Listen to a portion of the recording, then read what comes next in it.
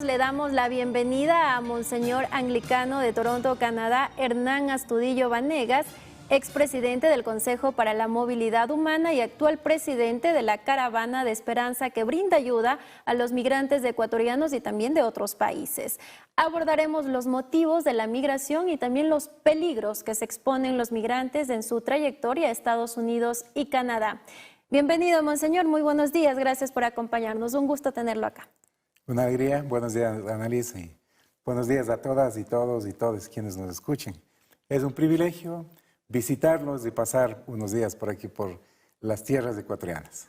Más años ha pasado allá en Canadá, me contaba detrás cámaras, y también, bueno, está acá de visita hace unos 8 días. Sí, tuve realmente un pequeño viaje.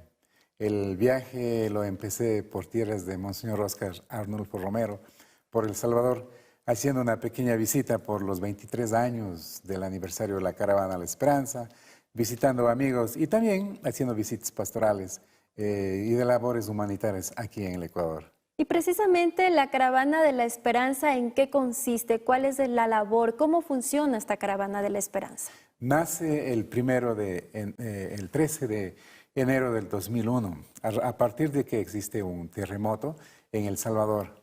Nuestra praxis con la comunidad migrante es muy importante en diferentes instancias, tanto en acompañamiento económico, acompañamiento espiritual, emocional y mental. Creemos profundamente que estos tres elementos ayudan mucho en el proceso de integración de un inmigrante a una comunidad donde llegue. Por eso es que la Caravana de la Esperanza se dedica a aprender, se dedica a compartir, se dedica al lenguaje profundo que se llama de la solidaridad con aquellos y aquellas en necesidades. Por ejemplo, ahora mismo queremos trasladarnos a esta Caravana de la Esperanza. ¿Cómo funciona? ¿Cómo actúa? ¿Qué es lo que podemos encontrar en esta Caravana de la Esperanza? En realidad, con la Caravana de la Esperanza, desde hace 23 años, nosotros hemos decidido entender el lenguaje de nuestros hermanos inmigrantes. ¿Por qué inmigramos? ¿Para qué inmigramos? ¿Cómo inmigramos? Y entendemos en este lenguaje que inmigramos por las vulnerabilidades de nuestros gobiernos en todos los países de origen. Las vulnerabilidades de gobernabilidad proveen los problemas de pobreza, problemas de violencia social y definitivamente de una inmigración. Nosotros, los inmigrantes en la parroquia San Lorenzo, en Toronto, lo que hacemos es integrar los sueños, integrar la solidaridad, integrar el amor y dar una respuesta a los fenómenos humanitarios, a los fenómenos ecológicos que se pueden dar en los países de origen, en América Latina especialmente. ¿Cuál es la realidad, por ejemplo, de los migrantes ecuatorianos? ¿Qué usted ha visto en estos 40 años también de trayectoria en lo pastoral acá en Ecuador? ¿Qué ha pasado? Nos duele mucho ahora, se le ha puesto incluso el nombre del infierno de Darién. Nos duele mucho Darién porque solamente en el año anterior cruzaron más de 20,000 hermanos y hermanas ecuatorianas y ecuatorianos. El Darién es una de las selvas que pocos entienden.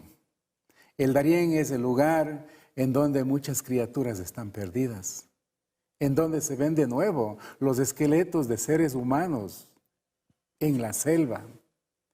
El Darién es un grito al mundo para que exista una inmigración acompañada, para que exista sensibilidad en nuestros países de origen y especialmente en el Ecuador, para que entendamos que los inmigrantes que hemos tomado una actitud de resolver los problemas políticos de nuestros países sean entendidos. Los inmigrantes tenemos tres cualidades. La una, que intentamos resolver los países de origen de donde somos. En este caso, los ecuatorianos, con una actitud pacífica.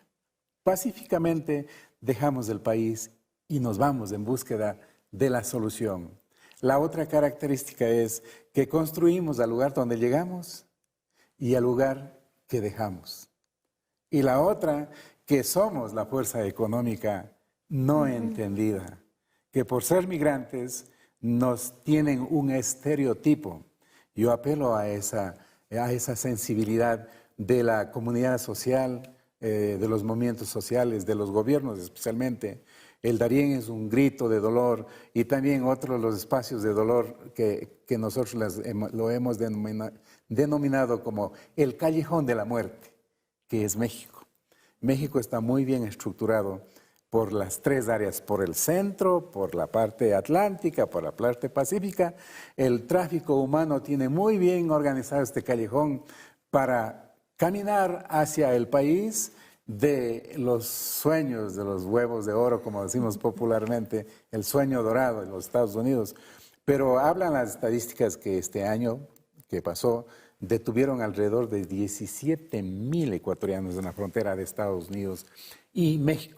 Hay experiencias realmente dolorosas. Una de las experiencias que yo le puedo contar a usted y a todos los que nos ven es, por ejemplo, un día cuando yo estuve en la casa del migrante, cuyo director era padre Pedro Pantoja. Mi visita desde Toronto a Saltillo era venir, lavar pies llenos de sangre, llenos de callos, ayudar a cocinar los frijoles, el arroz y servirlos y aprender de mis hermanos. Porque yo también soy inmigrante. Entonces, un día llegó un jovencito de 16 años y comía agachado. Padre Pedro me dijo, él quiere hablar contigo. Yo lo quise es poner mi mano sobre su espalda y dejarle que termine de comer. Y le dije, ¿quieres hablar conmigo? Sí, me dijo, con una voz entrecortada.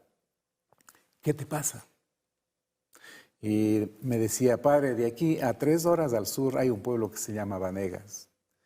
En ese pueblo, mi amigo y yo, mi amigo de 15 años, veníamos desde Sudamérica en búsqueda de este sueño, pero nosotros los dos corrimos porque hay que agarrar la bestia. La bestia es este tren grande, en donde los inmigrantes saben que se para la bestia y suben todos, pero se suben al techo, no adentro de los vagones.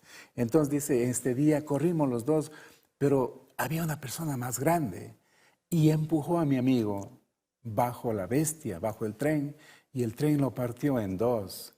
Y yo no sé cómo comunicar a la mamá de este joven que vive en una comunidad lejana. De esta experiencia existen muchas, muchas que no salen a la luz. Hay muchos jovencitos de 15 años, de 16 años, niños abandonados.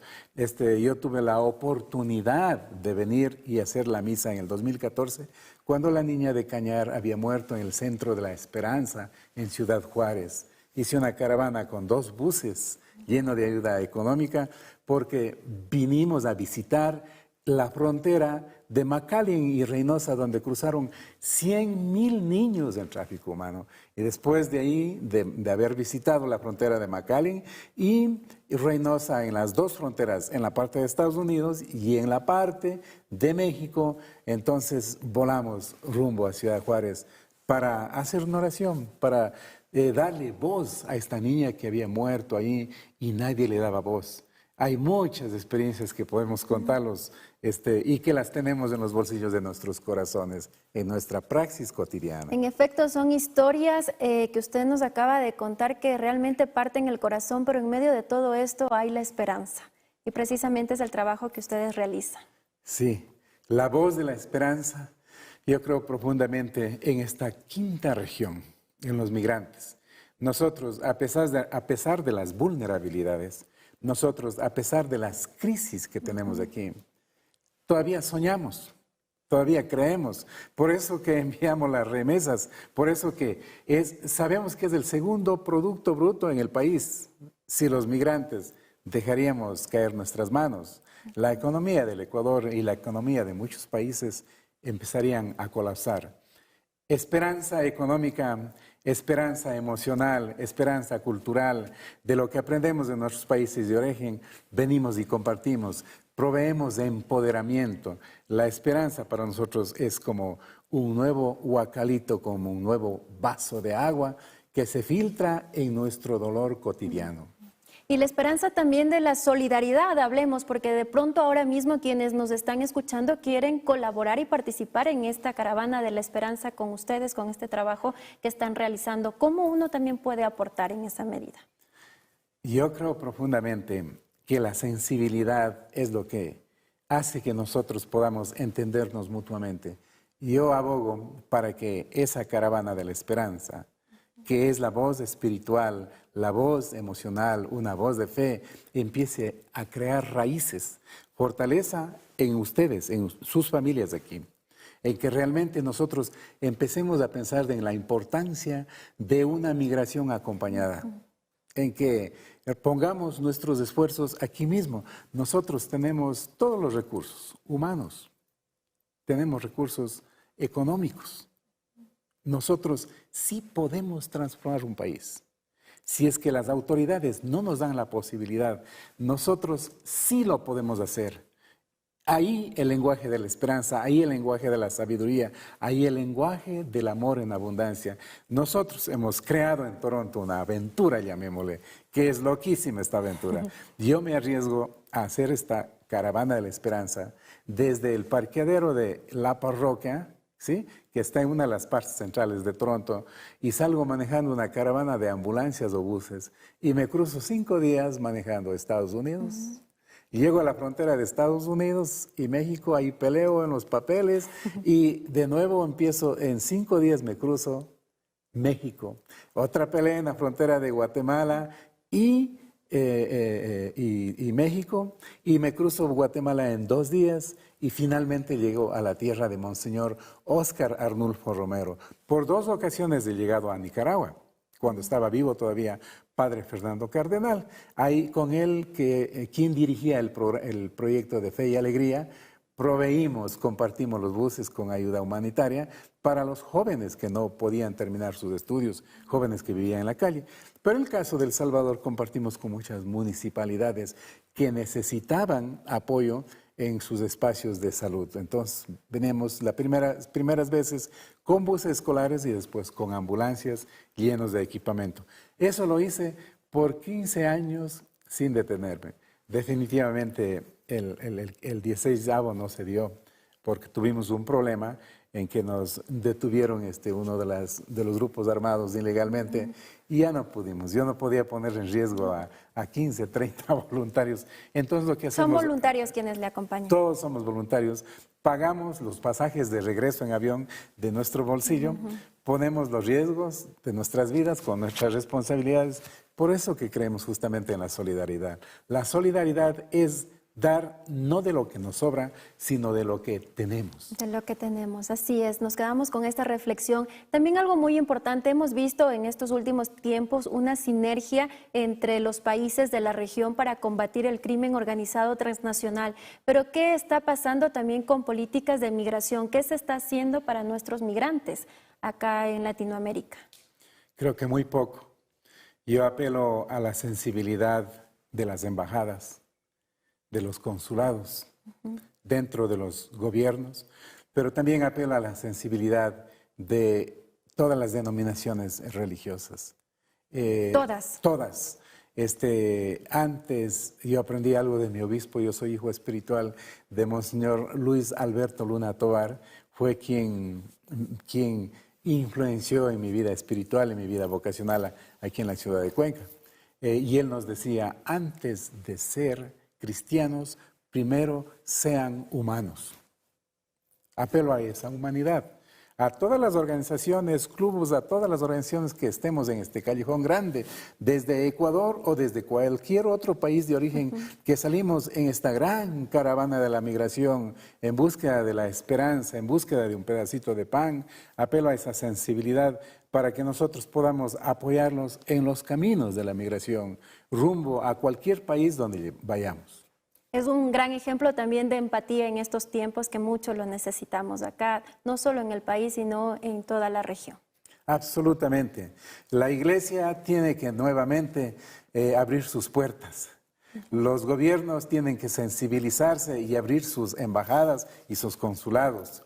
Las organizaciones populares tienen que abrir sus corazones, todos tenemos que abrir nuestros corazones, los movimientos sociales, la gente. Hay experiencias bonitas de México, por ejemplo, de organizaciones de madres de familia que se dedican a cocinar, poner la comida en funditas y cuando ven que los jovencitos han logrado subir a la bestia y se traen grande, lo que ellos hacen es llevan en unas ollas grandes ya las comidas enfundadas y los tiran. Porque saben que ese joven va a agarrar una funda de comida para poder alimentarse quizá 2 o 3 días o 4 días que no comió. Y yo apelo y abogo a esa cama que puede ser realmente tenida, porque en la caravana de la Esperanza nosotros hemos encontrado mucha gente durmiendo en las calles, en las bancas. Apelo a que se abra una puerta para que dé acogida a un migrante que va avanzando. Cuando estaba en la frontera de México y Estados Unidos en un convento de monjitas, en donde atendían a los hermanos y hermanas que avanzaban hacia el norte, una de las monjitas me llegó a visitar toda su bodega de cosas. Y en un lugar habían muchos cordones de zapatos. En otro lugar habían sostenes. Entonces yo le pregunté a la monjita, ¿y por qué tantos cordones? Y me decía, padre, usted no se puede imaginar tanto caminar, los cordones de los zapatos de estas criaturas revientan. Los brasieres de las mujeres revientan. Y es lo mejor que ellos pueden encontrar aquí, en este espacio. Además de un abrazo, además de un hombro para que lloren, además de una palabra y además de un plato de comida.